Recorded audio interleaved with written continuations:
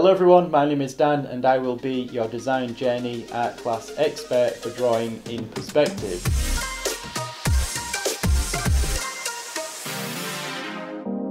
In this session we will be producing a final drawing, one that will involve many of the techniques and methods covered in the previous sessions so far.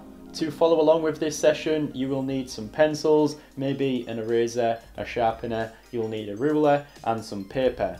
Now if you have been watching the previous sessions you will by now be familiar with what is involved when it comes to perspective drawing, and perhaps you have developed your own process for producing a drawing. In this final session of the Design Journey art class I will be producing this drawing of a landscape including a cottage and a stone bridge. It's very picturesque and it's in line with Design Journey's overall theme being nature, and this drawing will require us to put to use everything we have learned over the previous sessions. I'm going to begin by drawing out a picture plane, and this will be the border for the image. As always, the first thing we need to do is establish the position of the horizon line, and here in this drawing it will be placed just above the centre. Once you have your horizon line drawn out, you can place two vanishing points, one at either side of the page. Now I can use these to construct a box in 2 points perspective. This box here will be fairly small as it's going to be used to construct the cottage in the image that will be a little further into the distance.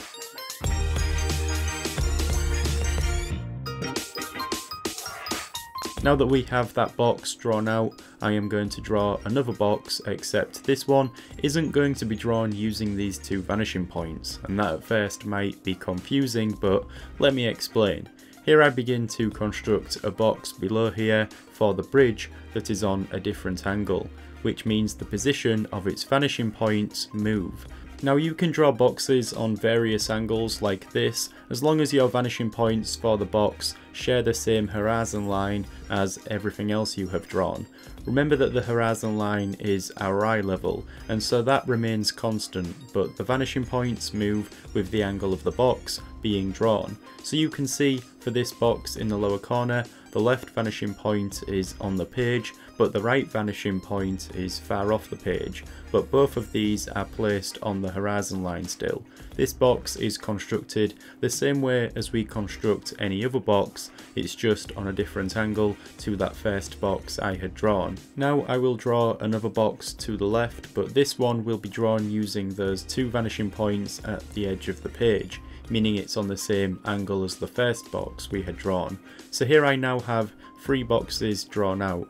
The smaller one to the right will be used to draw a shed, the one next to it we had drawn out first will be used to draw a cottage, and the larger one up front, converging to its own set of vanishing points, will be used to draw the bridge. Now before I draw in any of the surrounding landscape, I'm going to work on constructing this cottage. I'll firstly add a pitched roof on it, and by now you should be familiar with how to do this. Just divide up either side and extend some lines from the centre, which are joined up to form the top edge for the pitched roof, and you can then add some triangles at either side.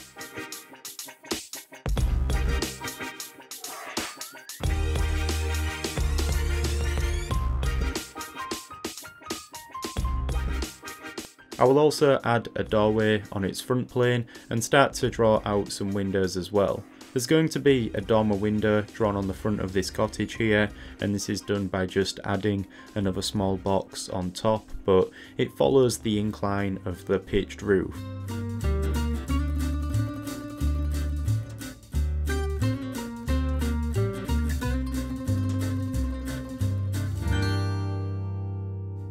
I can also add a chimney, which again would be a small box drawn in perspective.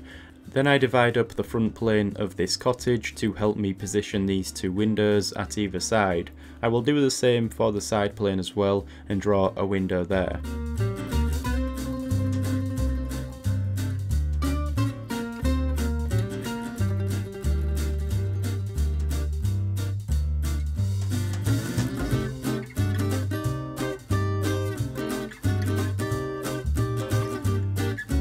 So for now I will leave the cottage like this. I think I have outlined all that I need to do for that now, and here I will add another pitched roof onto this smaller box to the side for the shed. And this roof here isn't going to be very high, so I divide up its side plane and add one on top of this as well. I also outline a door on here. Now, seeing as we have been developing these two boxes here, I may as well start to construct this bridge using the box. Now, the reason why these boxes are so useful is because you can use them to establish the angle of what you want to draw in perspective, and then you can use the box as the framework for constructing more complex forms. This bridge, for example, is rather simple, but I construct this within the box, and I can divide the box's side planes to work out the dimensions at either side. Here I add a nice arc to the bridge, and I will leave it like that for the time being.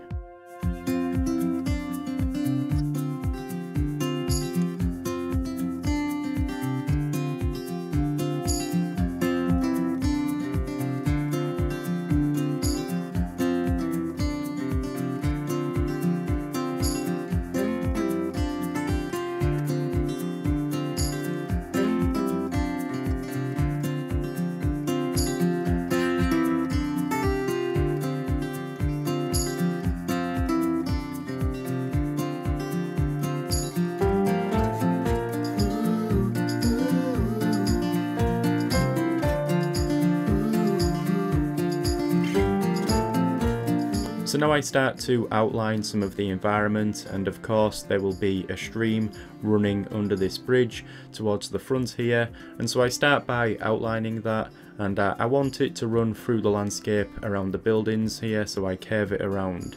At this point I'm still considering how to draw this out, so I leave it as a light outline at this stage, but seeing as I am certain the cottage and the other structures are going to be placed here, I will now take the 2B pencil and begin to outline them more clearly.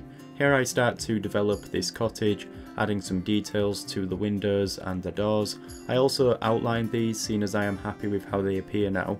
I want a path leading from the bridge to the house which curves around with the landscape as well, so here I adjusted that until I was happy with it, and at this point I start to render the drawing.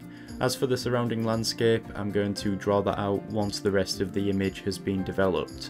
So here I'm starting with the cottage, and I shade in its roof and walls. Here I add some foliage around the base of the cottage, and I draw this out by producing small circular motions with the pencil, and this is something I will be doing a lot for this drawing.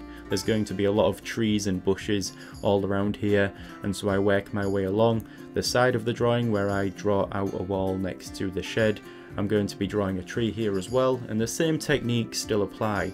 How you control your pencil and how much pressure you apply will give you varying results. I continue to draw out all of these trees, and I do this around the back of the cottage over to the right hand side of the image. Notice how I create much darker shades around the cottage as well to make that stand out, and as I get to these trees that are further towards the front of the image, I make the circular marks that I am creating slightly larger. Now I start to work on the stone bridge here. Firstly creating a more permanent outline, and then adding a stone brick texture to it. Remember, the lines in this texture for the bricks will still converge to the vanishing points as well.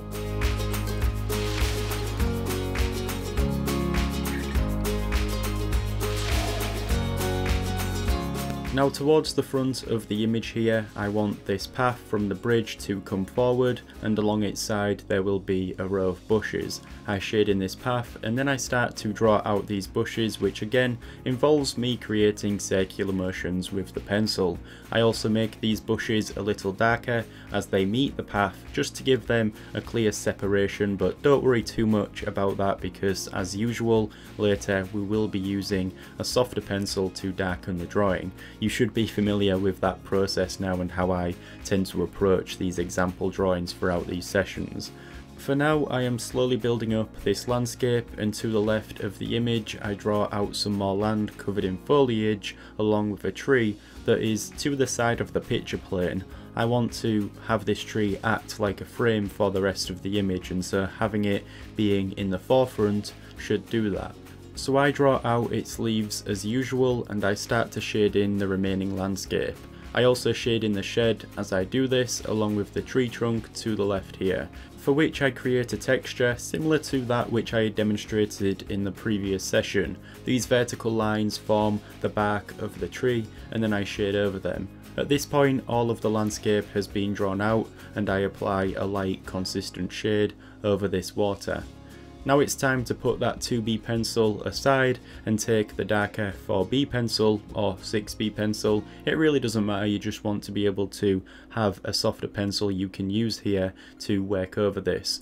Currently this image looks rather flat as everything is at the same shade, but that will soon be corrected as I start to work into what I have previously drawn here, adding some contrast and detail to the image. I begin by adding some additional detail to these trees in the distance here, around the cottage, and I shade in the shed as well. I do add a subtle texture to that, drawing out some vertical lines on its walls and roof to resemble wooden planks.